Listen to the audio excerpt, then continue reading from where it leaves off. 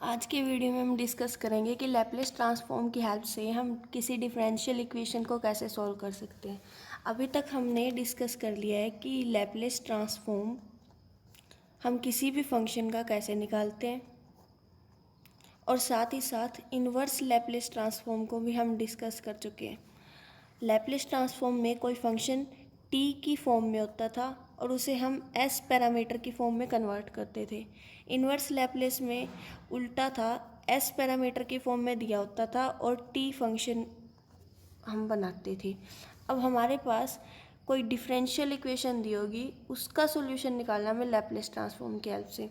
वहाँ अब देखिए चैप्टर में हम मेनली फंक्शन के डेरिवेटिव का लैपलेस ट्रांसफॉर्म निकालें तो इन तीन फार्मूलाज का यूज़ करेंगे, जिसमें एक बार डेरिवेटिव होने पे क्या फार्मूला होता है, दो बार डेरिवेटिव के लिए क्या है, और n बार डेरिवेटिव के लिए ये जनरल टर्म है। इसकी हेल्प से हम 3, 4 कितने भी बार निकाल सकते हैं। ठीक, अब हमें यहाँ पर ये डिफरेंशियल इक्वेशन दी हुई है और इसका सॉल्यूशन पूछा गया है जब y डैश जीरो की वैल्यू 1 हो और y ऑफ जीरो की वैल्यू 3 हो। अब देखिए यहाँ पर हम सॉल्यूशन स्टार्ट करते हैं। हमारे डिफरेंशियल इक्वेशन है D square Y D X square plus Y is equal to 6 cos of 2t। अब क्योंकि हमने इसमें सॉल्यूशन लैपलेस ट्रांसफॉर्म की हेल्प से निकालना सीखा है, तो हम लैपलेस अप्लाई कर देंगे इस इक्वेशन के ऊपर। Applying Laplace transform on above equation. अब देखिए अगर हम लैपलेस अप्लाई करें तो यहाँ पर होगा D square Y D X square plus Y, and इस पर हो जाएगा Laplace of 6 cos of 2t। अब देखिए यहाँ पर हमने अभी ये पता है हमें, अगर Laplace transform F of X plus G of X, मतलब अंदर कितने भी फंक्शन का सम हो या सब्ट्रैक्शन हो, इस पर अप्लाई करें तो वो डिफरेंट हो जाता है। एल एफ ऑफ एक्स हो जाएगा plus L G of x हो जाएगा और फर्दर एक्सटेंड होता रहेगा। इसलिए हम इसको लिख सकते हैं L D square Y upon D X square plus L of Y is equal to, अब देखिए यहाँ पर 6 कांस्टेंट है तो बाहर निकाल लेते हैं। अब L of cos of T, इसको सॉल्व करते हैं। अब देखिए अभी हमने 8th चैप्टर को स्टार्ट करने से पहले देखा कि अगर लैपलेस ट्रांसफॉर्म हमें निकालना हो D square Y upon D X square का, तो वो इक्वल होता है एस स्क्वेयर वाई बार। यहाँ पर वाई बार का मतलब है लैपलेस वाई पर अप्लाई किया हुआ है। ओके, उसके बाद minus S Y of zero minus Y dash zero, dash का मतलब एक बार डेरिवेटिव। इसको हम अपनी इक्वेशन नंबर फर्स्ट में अप्लाई करेंगे तो हमें मिलेगा, अब हमें मिलेगा S square Y bar minus S Y of zero minus Y dash zero. अब देखिए मैंने कहा था लैपलेस ऑफ वाई है वो वाई बार के इक्वल होता है, तो यहाँ पर plus Y bar is equal to 6। अब देखिए जब हम लैपलेस अप्लाई करते हैं कोस फंक्शन पर तो वो क्या होता था, क्योंकि Laplace of cos of A T is equal to S divided by S square plus A square. तो ये थ्रो कंपैरिजन ए की वैल्यू 2 है तो यहाँ पर ये हो जाएगा s divided by S square plus a की वैल्यू 2 है प्लस 4।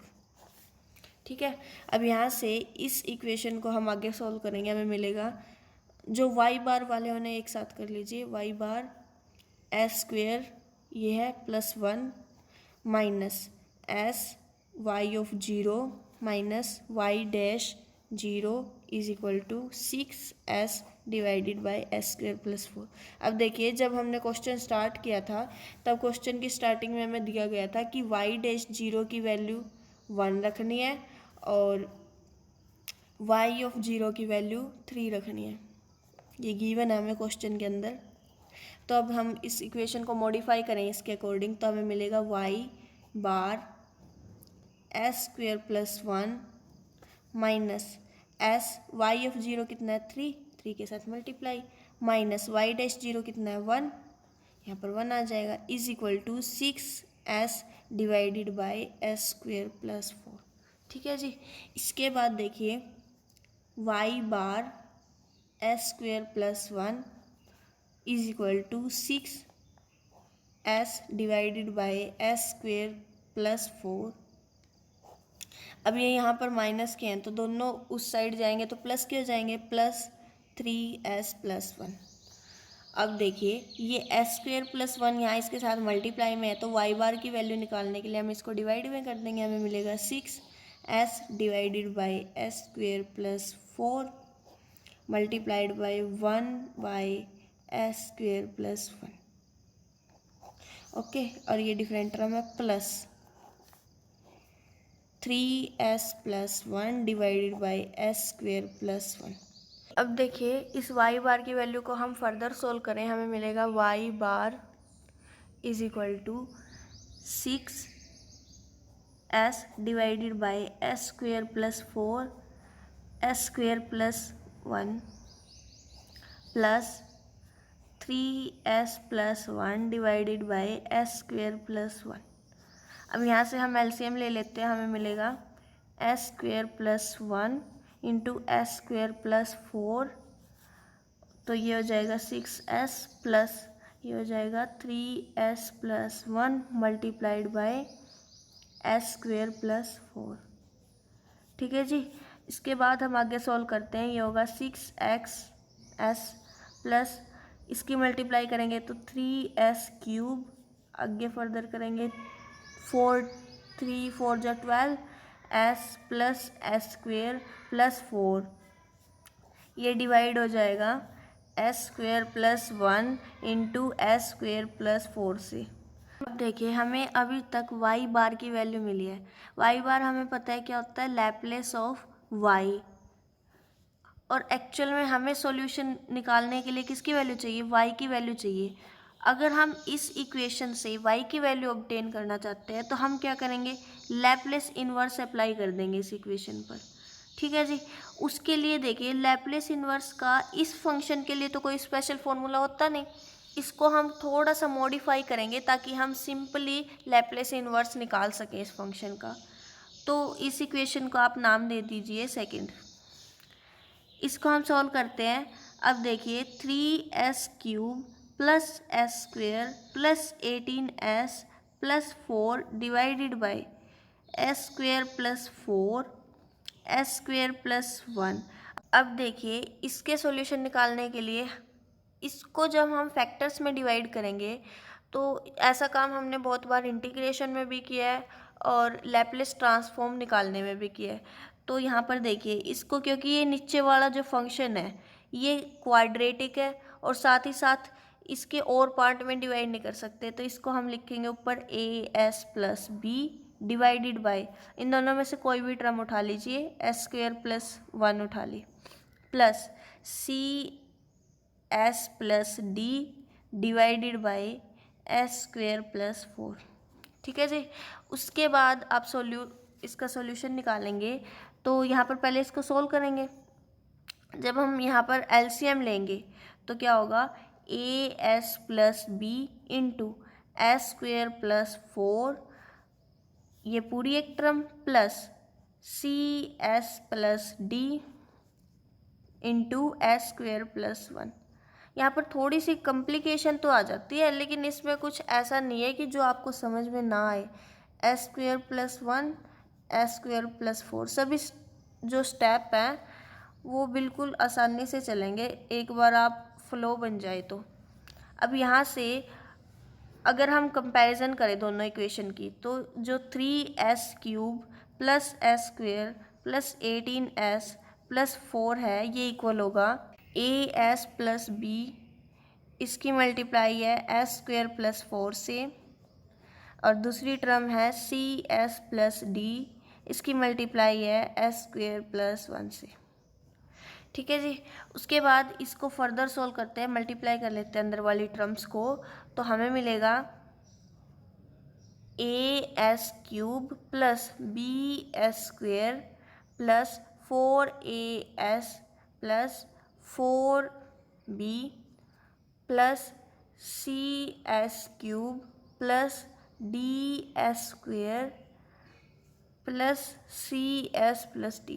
ये मल्टीप्लिकेशन मैंने पहले ही कर रखी थी, मैंने सीधा ये लिख दिया है। अब देखिए यहाँ से s³ कॉमन ले लेते हैं तो हमें मिलेगा a plus C, s² common ले लेते हैं हमें मिलेगा b प्लस डी, और उसके बाद हम अगर s कॉमन ले तो हमें मिलेगा 4a प्लस सी प्लस जो कांस्टेंट टर्म है बिना s वाली वो हमें मिलेगी 4b plus D.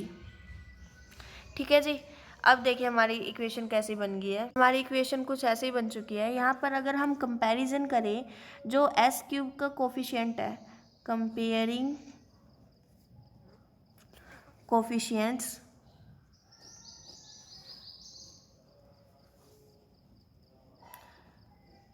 In above equation, तो देखिए क्या होगा, s³ का कोफिशिएंट इस साइड तो है 3 और इस साइड है a प्लस सी, ये इक्वेशन मिलेगी हमें।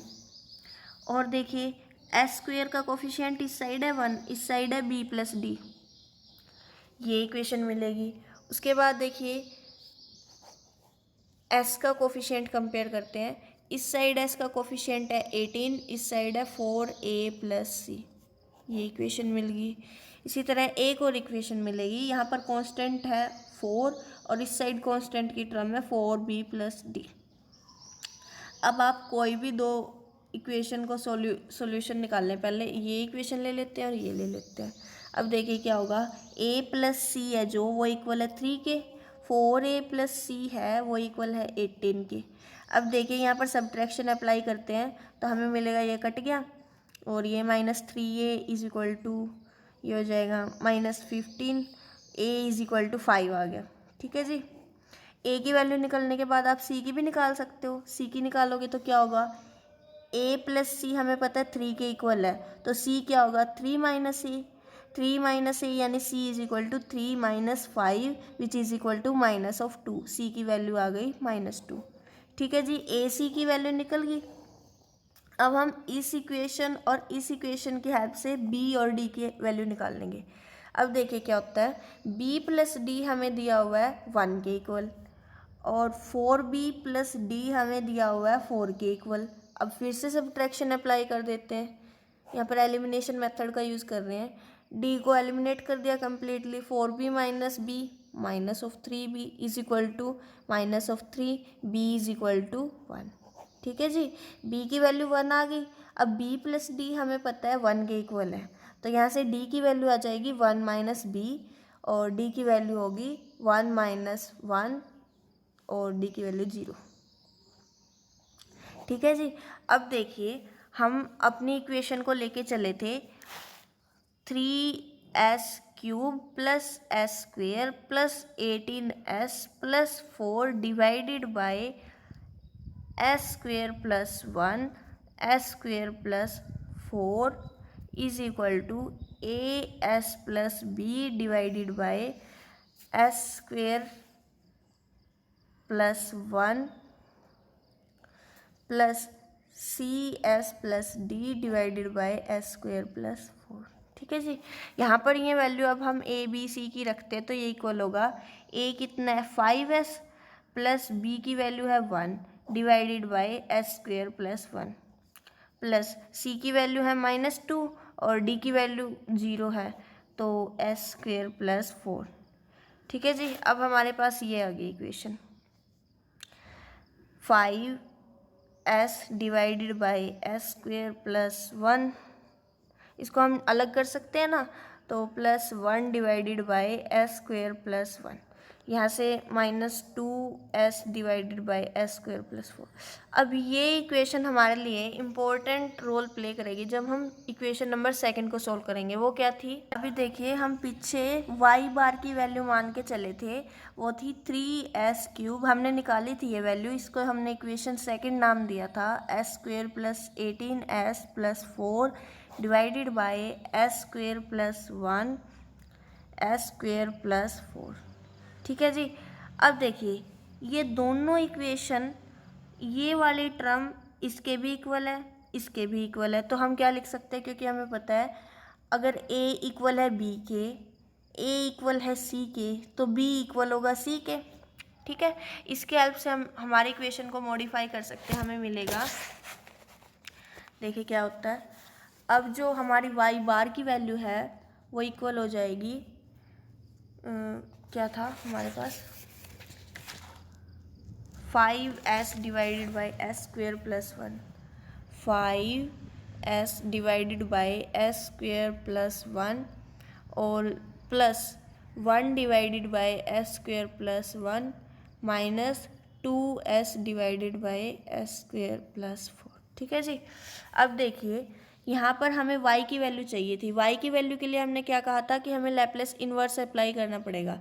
लैप्लेस इन्वर्स अगर अप्लाई करें तो ये y हो जाएगा। यहाँ पर लैप्लेस इन्वर्स इस पूरी इक्वेशन पर अप्लाई होगा, 5s divided by S square plus 1 plus 1 divided by S square plus 1 minus 2s divided by S square plus 4।